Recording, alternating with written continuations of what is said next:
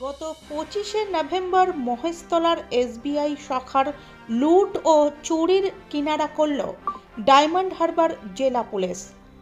উদ্ধার চুরি যাওয়া সমস্ত টাকা এবং গহনা।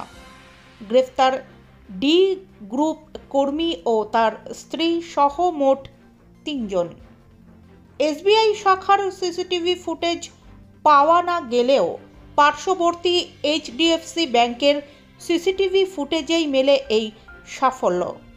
সিসিটিভি ফুটেজকে হাতিয়ার করেই তদন্তে নেমেছিল মহেশতলা থানার তদন্তকারী আধিকারিকরা। ফুটেজে দেখা যায় ওই চতুর্থ শ্রেণীর কর্মী এবং তার স্ত্রীকে। শনিবার ভোর রাতেই এদেরকে গ্রেফতার করেন মহেশতলা থানার তদন্তকারী আধিকারিক।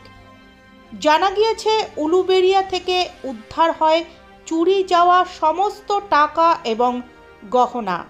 তবে দম্পতি সহ বাকি একজনকে কোথা থেকে আনা হয়েছে সেটা পুলিশ এখনও জানায়নি।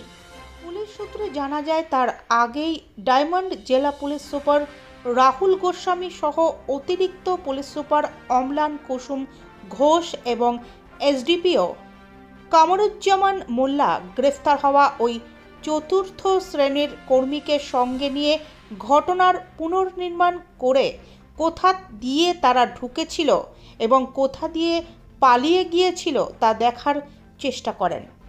পুলিশের জেরায় অভিযুক্ত স্বীকার করেছে, বছর দেড়েক আগে প্রাক্তন ব্যাংকের ম্যানেজারের বিশ্বস্ত কর্মী ছিল এই অভিযুক্ত। সেই সুযোগেই সমস্ত চাবি সে নকল তৈরি করে নেয়।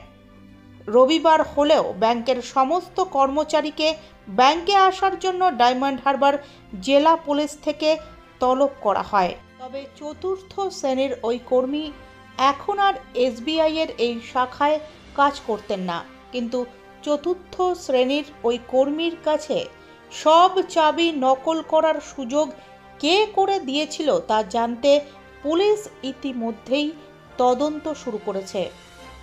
আরিফ হোসেন গ্রুপ ডির কর্মী ছিলেন। কুস্তি থানার একটি বাড়িতে টাকা ছিল।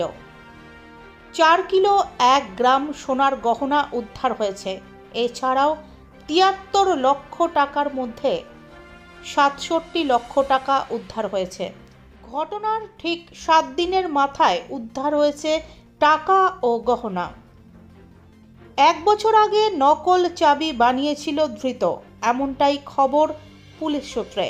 ডিআইজি আকাশ মাঘারিয়া সাংবাদিক সম্মেলন করেন মহেশতলা থানায়।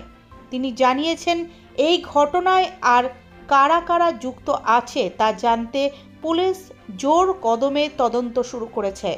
তবে এই ঘটনাটি এমন একটি অপরাধ যেখানে কোনো তালা ভাঙা হয়নি ব্যাংকে প্রবেশ করার জন্য।